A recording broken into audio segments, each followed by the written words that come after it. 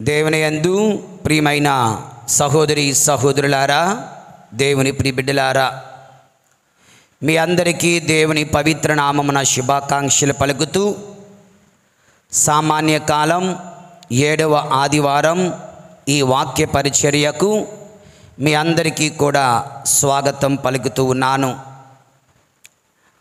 ముందుగా ఈనాటి మొదటి పట్టణాన్ని ధ్యానించుదాం. నిజానికి ఈనాటి ధ్యానాంశములో ముఖ్యంగా 3 అంశాలను మనం ధ్యానించబోతూ ఉన్నాం. Number 1, the speciality of David.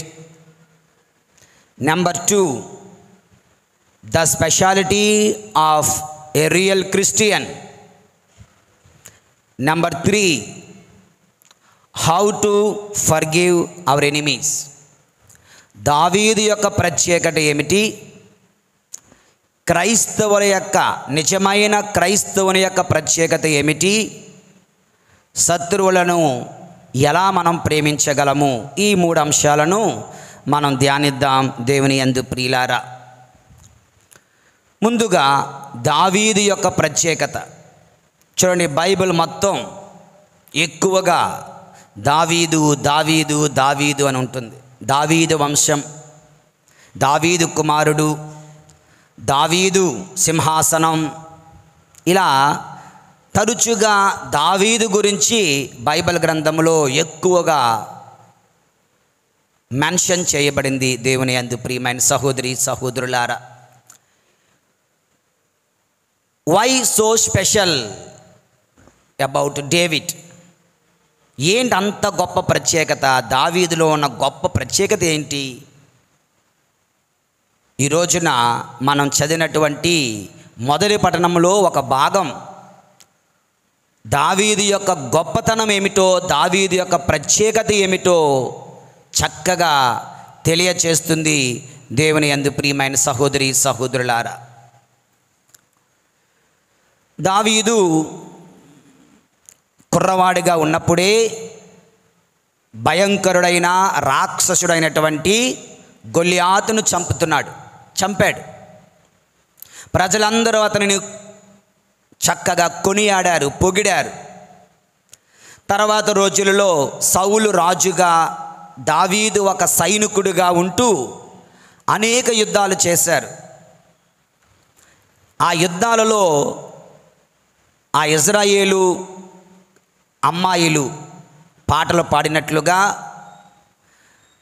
సౌలు రాజు 1000 మందిని చంపితే దావీదు 10,000 మందిని చంపెను అని పాటలు పాడారు. అంటే దావీదు యొక్క ఇజ్రాయేలు రాజ్యానికి, సైన్యానికి, ప్రజలకు దావీదు యొక్క సేవ చూడండి. రాజుగారు 1000 మందిని చంపితే ఒక సైనికుడుగా 10,000 మందిని చంపాడంట. అంత ఎక్కువగా యుద్ధాలు చేసి శత్రువులను సంహరించి యెహోవా నామములో ఇజ్రాయేలు ప్రజలను కాపాడుతూ వచ్చినటువంటి ఒకానొక సైనికుడు, రాజుగారి సౌలు రాజు కొలువులో పనివాడు ఈ యొక్క దావీదు కాగా, సౌలు అసూయ అనే భూతం, అసూయ అనే దుష్టాత్మ అతనిని పట్టి పీడిస్తూ ఉంది. కన్ను కుట్టడం. ఈ అసూయతో దావీదు వలన నా గొప్పతనం తగ్గిపోతుంది, అందరూ దావీదునే పొగుడుతున్నారు, ఇక నా తర్వాత దావీదే రాజు అయిపోతాడు, ఇక నా కొడుకు నా వంశం పక్కకు నెట్టివేయబడుతుంది, కనుక దావీదు ఉండడానికి వీలు లేదు, దావీదుని అంతమొందించాలి అంటూ సౌలు రాజు దావీదును చంపడానికి బయలుదేరుతున్నాడు. ఈ విషయాన్ని తెలుసుకొని దావీదు సౌలు నుంచి పారిపోతూ ఉన్నాడు. నిజానికి యుద్ధం చేయలేక కాదు, తిరగబడలేక కాదు, తిరిగి యుద్ధము చేస్తే సౌలు ఓడిపోతాడు. ఎందుకంటే గొల్యాతే భయంకరుడు, గొల్యాతుని చంపిన వాడిని సౌలు రాజును చంపలేడా? కానీ దేవుని అభిషిక్తునిపై నేను చేయి చేసుకొనను, దేవుని అభిషిక్తుని నేను ఒక్క మాట కూడా అనను అంటూ సౌలు అన్యాయముగా వెంటాడుతున్నా, వేటాడుతున్నా, పరుగులెత్తిస్తున్నా దావీదు మౌనముగా పారిపోతున్నాడే కానీ, తప్పించుకుంటున్నాడే కానీ తిరగబడడం లేదు దేవుని యందు ప్రియులారా. ఇక ఒకానొక సమయం, ఒకానొక సందర్భం, నిజం 2 సందర్భాలు, సమూయేలు మొదటి గ్రంథం 24వ అధ్యాయంలోను 26వ అధ్యాయంలోను 2 సార్లు దావీదు యొక్క ఔన్నత్యం, గొప్పతనం మనకు కనబడుతుంది. ఈనాటి మొదటి పట్టణంలో మనం చదువుకున్నాం. ఏంటండి అంటే, దావీదు పలానా కొండ గుహల్లో ఉన్నాడని కబురు అందింది. ఎవరికి చెప్పండి గట్టిగా? సౌలు రాజుకి. వెంటనే సౌలు రాజు ఎంతమంది సైన్యాన్ని పోగు చేసుకుని బయలుదేరాడు? 3000 మంది. 3000 మంది సైనికులు, ఒక రాజు, ఒక బాలుడిని, దావీదును చంపడానికి బయలుదేరారు. దావీదు ఈ విషయాన్ని గుర్తించి కొండ పైకి ఎక్కేశాడు. ఆ కొండ గుహలలో నుంచి కొండపైకి ఎక్కి దాక్కున్నాడు. వీళ్ళు వెళ్ళేసరికి ఏమైంది? సాయంత్రం అయింది. రాత్రులు కొండల్లో ఏం యుద్ధం చేస్తాం? సో వారు ఒక కొండ గుహలో నిద్రకు ఉపక్రమించారు. రాజుగారు, ఈ 3000 మంది సైన్యం. రాజుగారు పడుకోవచ్చు, కానీ అంగరక్షకులు పడుకోకూడదు. రాజుగారిని కాపలా కాయాలి. అలాంటప్పుడు దేవుని యందు ప్రియులారా, వాళ్ళందరూ నిద్రిస్తున్నారు మత్తుగా. దావీదు, అతనితో ఉన్నటువంటి కొంతమంది 2-3 సైనికులు లేదా స్నేహితులు అర్ధరాత్రి మీద కొండపై నుంచి క్రిందకి దిగి వస్తారు. ఈ 3000 మంది నిద్రిస్తుంటే వాళ్ళందరినీ దాటుకుంటూ సౌలు రాజు పడుకున్న గుహలోనికి వెళ్తున్నారు. అక్కడ వాక్యం చూడండి ఎంత చక్కగా రాయబడి ఉందో. దేవుని యందు ప్రియమైన సహోదరి సహోదరులారా, సమూయేలు మొదటి గ్రంథం 26వ అధ్యాయం 8వ వచనం. అబీషయి అనేవాడు దావీదు మిత్రుడు అంటున్నాడు, నేడు ప్రభువు శత్రువును నీ చేతికి అప్పగించెను. ఇతనిని ఈ ఈటెతో ఒకే ఒక్క పోటు నేలకు గుచ్చుము. ఇక 2వ పోటు అక్కర్లేదు, ఒక్క దెబ్బ, ఒక్క పోటు చాలు, 2వ పోటు అవసరం లేదు అంటే వెంటనే దావీదు అతనితో వలదు సౌలును చంపవలదు. చెప్పండి, అందరూ చెప్పండి. ప్రభు అభిషిక్తుని మీద చేయి చేసుకొనినచో పాపము చుట్టుకొనదా? ఓకే, మరి ప్రభు అభిషిక్తుడు పాపం చేస్తున్నాడు, ప్రభు అభిషిక్తుడు తప్పు చేస్తున్నాడు, ప్రభు అభిషిక్తుడు సౌలు పాపము చేస్తున్నాడు, ప్రభు అభిషిక్తుడైన సౌలు అసూయపడుతున్నాడు, ప్రభు అభిషిక్తుడైన సౌలు అన్యాయముగా అభంశుభం తెలియని దావీదును వెంటాడుతున్నాడు. దేవుని యొక్క అభిషిక్తులు తప్పే చెయ్యునిగాక దేవుడు ఆయన చూసుకుంటారు. దేవుని అభిషిక్తులు పాపమే కట్టుకొనను గాక దేవుడు వాళ్ళు చూసుకుంటారు. దావీదు అంటున్నాడు, ఈరోజు మనం the speciality of David, what is the speciality of David మనం ధ్యానిస్తున్నాం. దేవుని యందు ప్రియమైన సహోదరి సహోదరులారా, అంటున్నాడు, ప్రభు అభిషిక్తుని మీద చేయి చేసుకొనొచ్చో పాపము చుట్టుకొనదా? యావేతుడు, చెప్పండి అందరూ, పోగాలము దాపురించినప్పుడే, చెప్పండమ్మా, పోగాలము దాపురించినప్పుడే యుద్ధ రంగమునను ప్రభువే ఇతనిని సంహరించును. నా అంతట నేను ప్రభు అభిషిక్తుని మీద చేయి చేసుకోరాదు. దేవుడే చూసుకుంటాడు. ఓకే, దేవుడే చూసుకుంటాడు. అన్యాయం చేస్తున్న ఈ వ్యక్తిని దేవుడే చూసుకుంటాడు. Very important. నా అంతట నేను, నా మట్టుకు నేను దేవుని అభిషిక్తుని మీద చేసుకొనను అని చెప్పి అక్కడ ఉన్నటువంటి ఈటె నీటి కుండ పట్టుకొని పోదాం పద అంటూ దొంగతనం చేయడానికి వచ్చాడు. దొంగతనం అని కాదు, నేను ఇక్కడికి వచ్చాను రుజువు. వాళ్ళు తాగే నీటి కుండ, అతను వాడే బల్లెము లేదా ఈటెను తీసుకొని మళ్ళీ సైలెంట్గా వెళ్ళిపోతాడు. దేవుని యందు ప్రియమైనటువంటి సహోదరి సహోదరులారా, దావీదు యొక్క ప్రత్యేకత ఏమిటంటే తన శత్రువుకు హాని చేసే అవకాశం కలిగిన, మంచి అవకాశం కలిగిన హాని తలపెట్టలేదు. That is the beauty of David. That is the greatness of David. That is the speciality of David. దావీదు యొక్క గొప్పతనం, దావీదు యొక్క ప్రత్యేకత. ఆ శత్రువు వెంటాడుతున్నాడు, పారిపోతున్నాడే కానీ తిరగబడలేదు. శత్రువును ఒకే ఒక బల్లెము పోటుతో చంపే అవకాశం ఉంది, చంపకుండా బల్లాన్ని చేతిలో పట్టుకొని వెళ్ళిపోతున్నాడు కానీ చంపడం లేదు. ఈ రోజున దావీదు యొక్క ప్రత్యేకతను ధ్యానిస్తూ ఒక్క క్షణం మన జీవితాలను పరిశీలించుకుందాం. మనం అంటుంటాం కదా, వాడి సమయం వాడు దొరక్కపోతాడా, దొరికినప్పుడు చెబుదాం.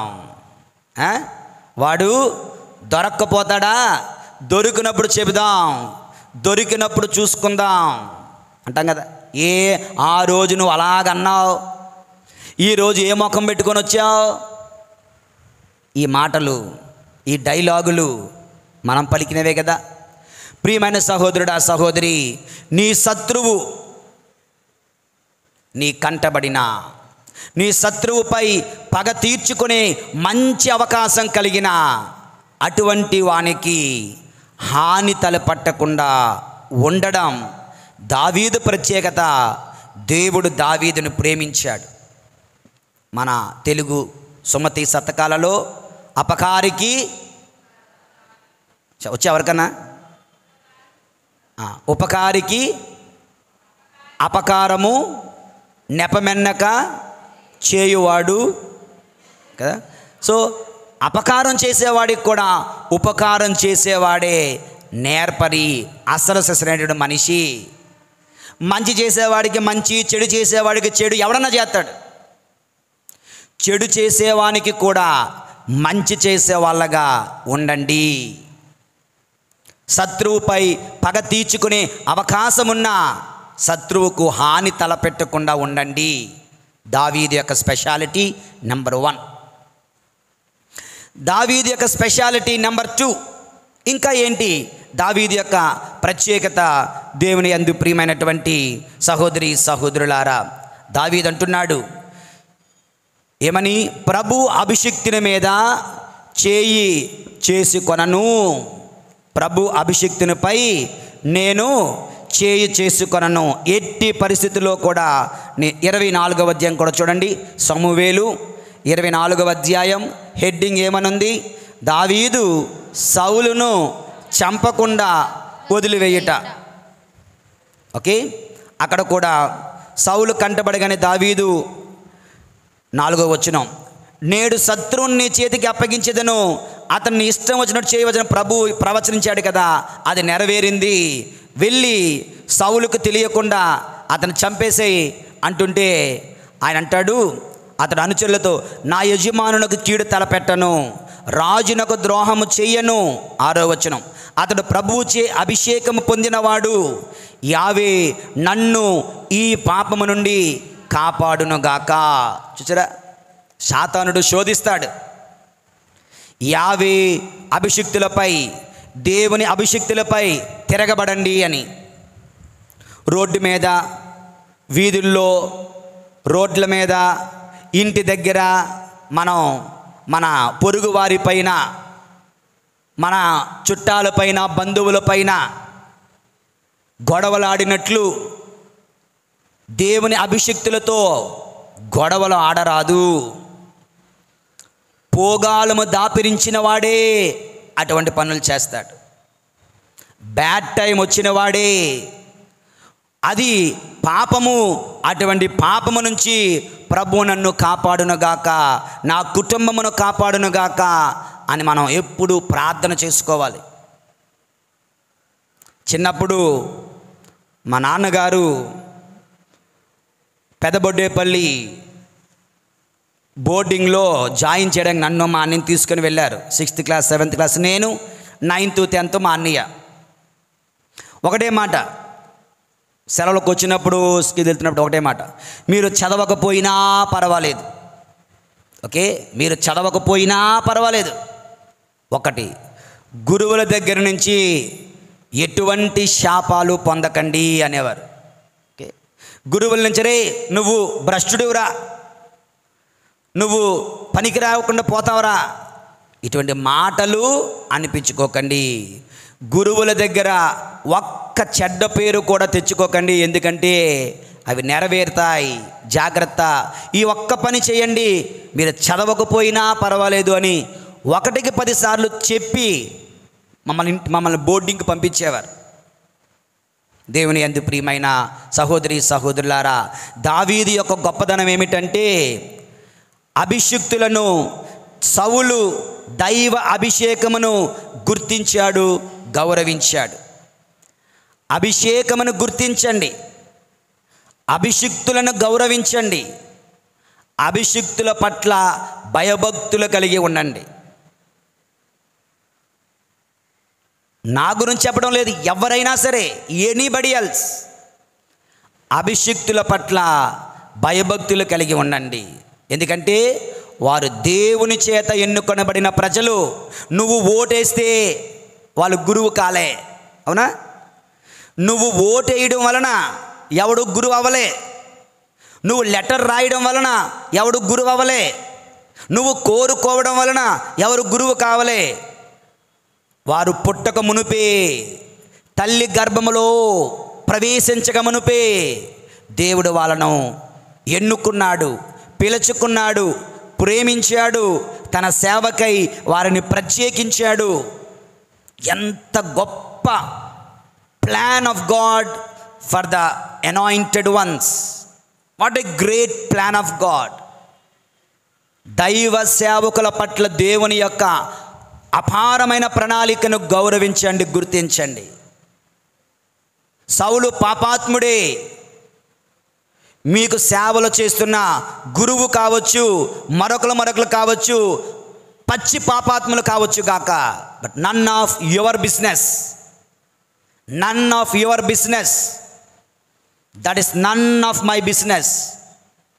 నా గురువు నాకు దేవుని వాక్యాన్ని బోధిస్తున్నాడా లేదా, నా గురువు నా పాపాలను క్షమిస్తున్నాడా లేదా, నా గురువు నాకు దివ్య సత్ఫలం ఇస్తున్నాడా లేదా, నా గురువు నా యొక్క ఆత్మీయ ఆకలిని, దాహమును, అవసరాలను తీరుస్తున్నాడా లేదా.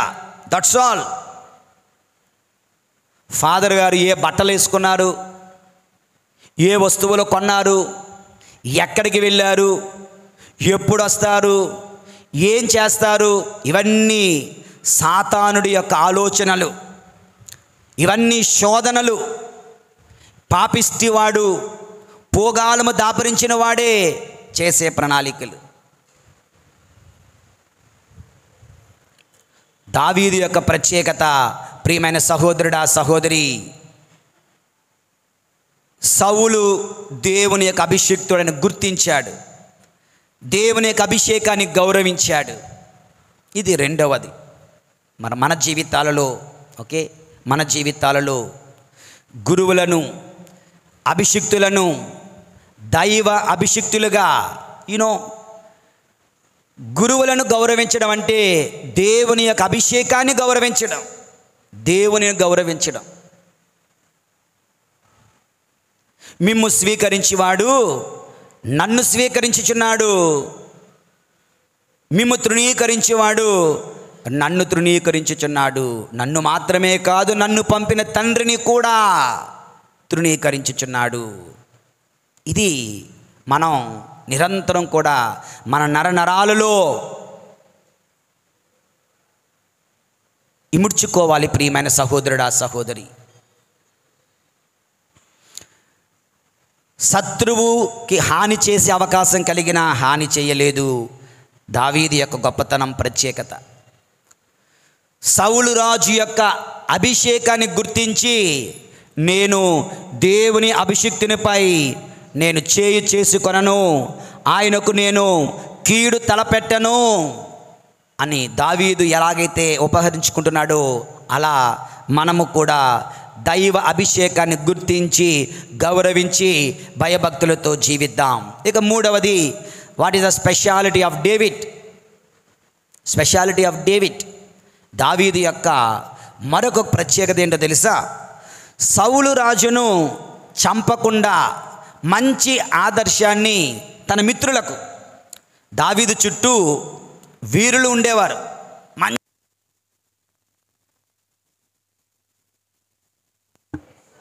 యేషువా స్తోత్రం, తండ్రి వందనం, తండ్రి స్తోత్రం, praise the lord, praise the lord, praise the lord, praise the lord, praise the lord, praise the lord. దావీదు చుట్టూ మంచి మిత్ర బృందం ఉండేది.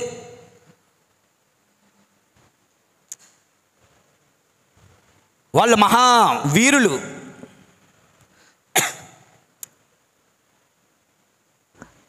ఇతను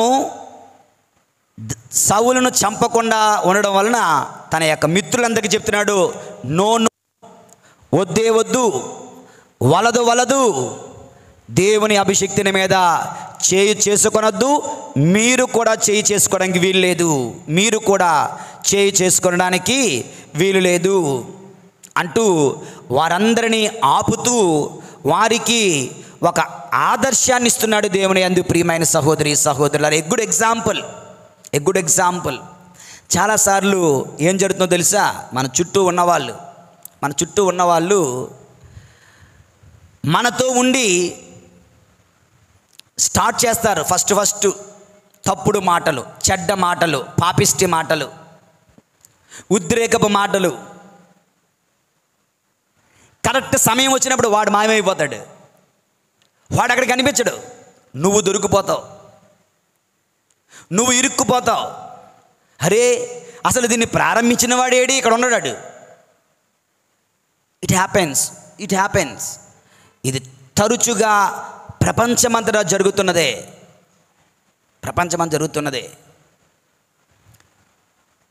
వాడు తప్పు చేస్తూ 10 మందిని తప్పుకు ప్రేరేపిస్తూ కరెక్ట్ సిచ్యువేషన్లో వాడు జంపు, నువ్వు బుక్కు.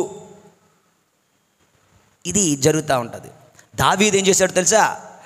నేను హాని చెయ్యను, మీరు చెయ్యనివ్వను, మీరు చెయ్యకూడదు, నువ్వు చెయ్యకూడదు. ఒక మంచి ఆదర్శాన్ని ఇచ్చాడు తన మిత్రులకు, తన స్నేహితులకు. ప్రియమైనటువంటి సహోదరి సహోదరులారా, ఇలా దావీదు తన యొక్క తోటి వారికి సౌలును చంపకుండా మంచి ఆదర్శాన్ని ఇచ్చాడు. ఇది దావీదు యొక్క ప్రత్యేకతలు. 3 ప్రత్యేకతలు మనం చూద్దాం. So many. దావీదు జీవితాన్ని మనం ధ్యానిస్తే ఇది రోజంతా చాలదు మనకి. గొప్ప ఆదర్శవంతమైనటువంటి జీవితాన్ని జీవించాడు దావీదు అన్ని విషయాలలో కూడా. అందులో 3 విషయాలు మనం ఈ రోజున ధ్యానించాం. శత్రువుకి హాని చేసే అవకాశం కలిగిన హాని చేయలేదు. దేవుని యొక్క అభిషేకాన్ని, అభిషిక్తుడిని గుర్తించి గౌరవించి ఆయన పట్ల మృదువుగా, సౌమ్యముగా, కనికరముతో ప్రవర్తించాడు, గౌరవించాడు.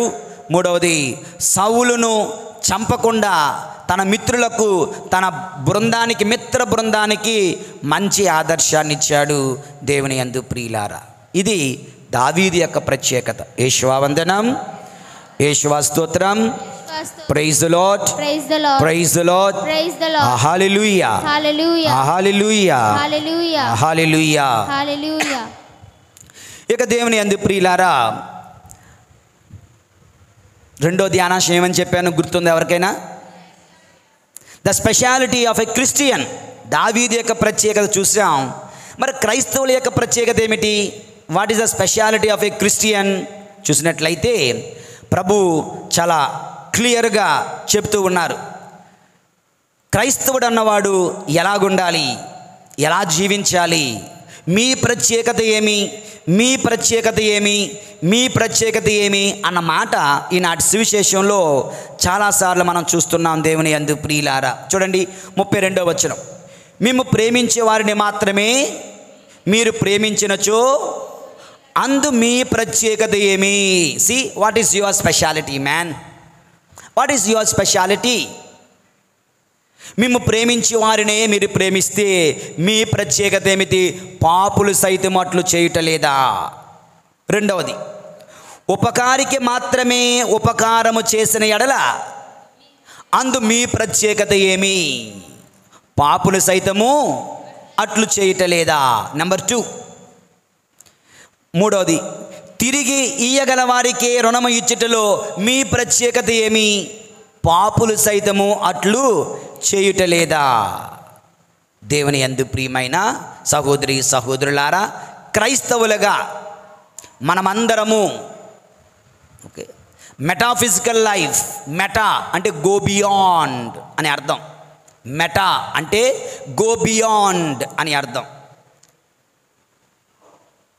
మనము అంతకు మించి, మన భాషలో అంతకు మించిన జీవితం, సామాన్యమైన జీవితం సరిపోదు, అంతకు మించిన జీవితం, మంచి జీవితం, పుణ్య జీవితం, పవిత్ర జీవితం మనం జీవించాలి. అంతకు మించిన జీవితం, to go beyond normal life, ordinary life, usual life. ఏంటా గో బియాండ్, అంతకు మించిన జీవితం అంటే మనల్ని ప్రేమించిన వారినే మనం ప్రేమించడం సామాన్యం, సర్వసామాన్యం. ఎక్స్ట్రా ఆర్డినరీ ఏంటంటే మనల్ని ప్రేమించని వారిని కూడా ప్రేమించడానికి ప్రయత్నించడం, మన శత్రువులను ప్రేమించడం. ఓకే, మనల్ని హింసించే వారి కొరకు ప్రార్థించడం. మీ శత్రువును ప్రేమించండి, మేము ద్వేషించే వారికి మేలు చేయండి, శపించే వారిని ఆశీర్వదించండి, మేము బాధ పెట్టే వారి కొరకు ప్రార్థించండి. To go beyond extra ordinary human life. కొన్ని ఉదాహరణలు చెప్పనా? ఉదయం పూజలో చెప్పాను, వీడియో వేసాం. ఏంటది? మన FCC అమ్మగారులో ఒకరొకరిని అమ్మగారు అనేటువంటి సిస్టర్ రాణి మరియా ఉదయ్పూర్లో, ఛత్తీస్గఢ్లో ఎక్కడో అనుకుంటాను, ట్రైబల్ ప్రజలకు సేవలు చేస్తున్నారు. వారందరూ మనీ లెండర్స్, కబంధ హస్తాలలో ఉన్నారు. వాళ్ళ దగ్గర అప్పు తీసుకోవడం, జీవితాంతం రుణాలు వడ్డీలు కడతా ఉండడమే. సోషల్ సర్వీస్లో పనిచేస్తూ గవర్నమెంట్ ద్వారా వచ్చే పథకాలు, మనకి పావల వడ్డీలు, డ్వాక్రా రుణాలు తెలుసు కదా, అవన్నీ వాళ్ళకి తెలియదు, ట్రైబల్ విలేజర్స్కి.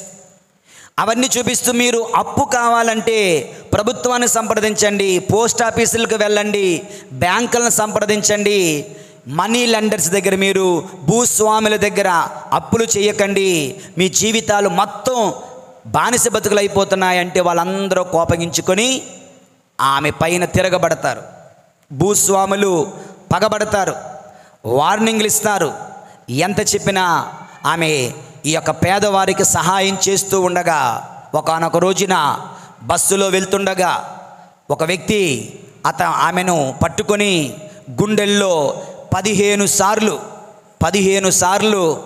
కిరాతకంగా కత్తితో పొడిచి పొడిచి పొడిచి చంపేస్తాడు.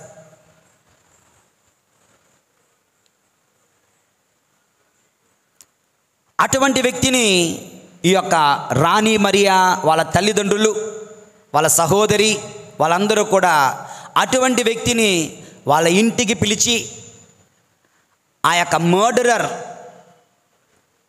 హింసించిన వాడు, చంపిన వాడిని క్షమిస్తూ, అతనిని ప్రేమిస్తూ వాళ్ళ కుటుంబంలో సభ్యుడిగా స్వీకరిస్తున్నారు. అది మీకు వాట్సాప్లో పెడతాను ఆ వీడియో. 4 minutes వీడియో ఉంటుంది, చూడండి తప్పనిసరిగా. ఎవరైతే చంపాడో ఆయనే చెప్తున్నాడు, నేను తప్పు చేశాను, నన్ను క్షమించారు ఈ కుటుంబ సభ్యులు. క్రైస్తవత్వం అంటే తన కుమార్తెను అన్యాయంగా కిరాతకంగా చంపిన వ్యక్తిని ఆ కుటుంబ సభ్యులు క్షమించడం క్రైస్తవుల యొక్క ప్రత్యేకత.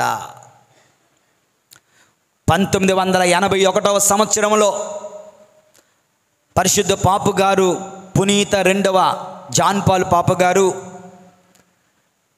విశ్వాసులందరికీ ఆశీర్వాదం ఇస్తున్న సమయంలో ఆలీ అక్క అనే ఒక కుర్రవాడు, 27 సంవత్సరాల కుర్రవాడు తుపాకీ పట్టుకొని టపాటపా 2 సార్లు కాల్చేస్తాడు.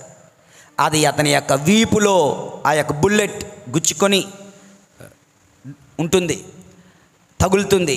అక్కడికక్కడ ఆయన కుప్ప కూలిపోతాడు. ఆ ఆసుపత్రిలో ఆ యొక్క బుల్లెట్లు గాయాల వలన చాలా నరాలు కట్ అయిపోవడం, ఈ యొక్క గూను వచ్చేయడం, చాలా ఇబ్బందులు పడ్డాడు. హాస్పిటల్ నుంచి వచ్చిన తర్వాత జైల్లో ఉన్న ఈ కుర్రవాడి దగ్గరికి వెళ్ళి అతనితో మాట్లాడుతూ అతన్ని క్షమించి, అతనిని కౌగిలించుకొని అతనిని క్షమించి, తర్వాత సిఫారసు చేస్తా ఇటాలియన్ గవర్నమెంట్కి, అతన్ని విడిచిపెట్టండి, అతన్ని నేను క్షమిస్తున్నాను అని చెప్పి. అందుకే ఆయన పునీత 2వ జాన్ పాల్ పాపు గారుగా మారారు. క్రైస్తవ జీవితం to go beyond the human life, మానవత్వాన్ని మించినటువంటి జీవితం క్రైస్తవ జీవితం. మనం కనీసం మానవులుగానైనా మానవత్వం లేకుండా జీవిస్తూ ఉంటాం, ఒక్కొక్కసారి మినిమం హ్యుమానిటీ కూడా లేకుండా మనం జీవిస్తూ ఉంటాం. కానీ ప్రభువు చూపించిన మార్గం సాధారణమైన మానవత్వాన్ని మించినటువంటి దైవత్వపు జీవితాన్ని మనం జీవించాలి. ప్రియమైనటువంటి సహోదరి సహోదరులారా, ఇది 2వ ఉదాహరణ. మరొక ఉదాహరణ కావాలంటే గ్రహం స్టెయిన్స్ మనందరికీ తెలుసు. కొండ ప్రాంతాలలో సేవలు చేస్తున్నాడు. తన దేశాన్ని, తన యొక్క అత్యాధునికమైనటువంటి ప్రపంచాన్ని విడిచి కొండ ప్రాంతాలలో ఎవరికి? లెప్రసీ పేషెంట్లకు, కుష్ఠరోగులకు సేవలు చేస్తుంటే తుండగులు వచ్చి ఒక రాత్రి మీద 2 చిన్న పిల్లలు, అబ్బాయి అమ్మాయి, 2 చిన్న పిల్లలను, 2 అబ్బాయిలు అనుకుంటారు, 2 చిన్న పిల్లలను అతని జీపులోనే బంధించి పెట్రోల్ పోసి నిప్పంటించేస్తారు. చుట్టూ పెద్ద గుంపు, మత ఛాందసవాదుల గుంపు. ఏం పాపం చేశారని? కుష్ఠరోగులకు సేవ చేయడం పాపం అయిపోయిందా? కుష్ఠరోగులకు సేవ చేస్తుంటే క్రైస్తవులుగా మార్చేస్తున్నారని ఒక నింద, ఒక అభాండం వేసి ఆ తండ్రిని, గ్రహం స్టెయిన్స్, వారిద్దరి చిన్నారి బిడ్డలను నిలువున, చిన్నపిల్లల్ని ఎవరైనా మనం చంపుతామా? చిన్నపిల్లలు ఏం చేశారు అంటాం కదా. ఎంత కఠినాత్ములు కాకపోతే ప్రియమైన సహోదరుడా సహోదరి, చేస్తే వాళ్ళ భార్య అంటుంది, వాళ్ళ భార్యతో చెప్పారు, మరి భారతదేశాన్ని ద్వేషిస్తున్నారా? భారతదేశాన్ని విడిచి వెళ్ళిపోతారా మీ దేశానికి? లేదు, భారతదేశాన్ని ద్వేషించడం లేదు, భారతీయులను ద్వేషించడం లేదు, నా భర్తను, నా చిన్నారి బిడ్డలను చంపినటువంటి వారిని నేను క్షమిస్తున్నాను అని ఆవిడ చేసిన ప్రకటన ప్రపంచం ఆశ్చర్యపోయింది. ప్రపంచమే నిర్ఘాంతపోయింది. క్రైస్తవులంటే ఇలాగుంటారా? ఇదా క్రైస్తవ జీవితం? ప్రియమైన సహోదరుడా సహోదరి, ఇన్ని real incidents and real stories, real life incidents, examples. ప్రభు అటువంటి జీవితాన్ని క్రైస్తవుడిగా నువ్వు జీవించాలంటే మిత్రులను మాత్రమే కాదు, శత్రువులను ప్రేమించండి. అది మన ప్రత్యేకత కావాలి, క్రైస్తవుల యొక్క ప్రత్యేకత. ఉపకారం చేసేవాడికే కాదు, అపకారం చేసేవాడికి కూడా ఉపకారం చేయండి, మన ప్రత్యేకత కావాలి. తిరిగి ఇవ్వగలిగిన వారికే కాదు, ఇవ్వలేని వాడికి కూడా ఇవ్వండి, ఇది మన ప్రత్యేకత కావాలి. భోజనానికి పిలుస్తారు కదా, నన్ను ఎవడైతే తిరిగి ఇంటికి పిలిచి భోజనం పెడతాడో వాడినే ఇంటికి పిలుస్తాను కాదు. తిరిగి మనకు ఇంటికి పిలిచి మనకు భోజనం పెట్టలేని నిస్సహాయులైన పేదలకు మీరు భోజనం పెట్టండి. పేదలకు మీరు భోజనం పెట్టండి. మన ఒక్కొక్కసారి ఫంక్షన్లు చేస్తూ ఉంటాం. ఫంక్షన్లు ఎవరిని పిలుస్తుంటాం? ఫంక్షన్లకి గిఫ్ట్లు తెచ్చేవాడిని, చదివింపులు రాయించేవాడిని. ఇదేనా? తిరిగి మనకు ఇవ్వలేని వారికి మనం మంచి చేయడం, ఇది క్రైస్తవుల యొక్క ప్రత్యేకత కావాలి. ప్రియమైన సహోదరి సహోదరులారా, అర్థమైందా? The speciality of a Christian, శత్రువులను ప్రేమించడం, మిత్రులు మాత్రం కాదు. చెడు చేసే వాళ్ళకు మేలు చేయడం, మంచి చేసే వాళ్ళకే మంచి చేయడం కాదు. తిరిగి ఇవ్వలేని వాళ్ళకి ఇవ్వగలగడం, ఇచ్చేవాడికి మాత్రమే కాదు. భోజనం తిరిగి మనకు పెట్టలేని వారికి భోజనం పెట్టడం, తిరిగి మనకు పిలిచి నా చందా నాకు రాసిచ్చేసేవాళ్ళు, వాళ్ళ పెళ్ళికి నేను ఎంత వేసానో వాడు నా పెళ్ళికి అంతే వేస్తాడు. వాళ్ళని ఇప్పుడు ఒకళ్ళ పెళ్ళికి వెళ్తున్నాం అనుకో, బీరువాలో ఉన్న పుస్తకం తెరుస్తారు. ఏం తెరుతున్నారంటే, నా కూతురి పెళ్ళికి వాడు ఎంత వేసాడు? 200 రూపాయలు వేసాడు. నేను కూడా 200 వేస్తాను. అందులో వాళ్ళకి 2 పిల్లలు అనుకో, 100 రూపాయల కొడుక్కి 100 రూపాయల కూతురికి, మళ్ళీ అందులో డివిజన్.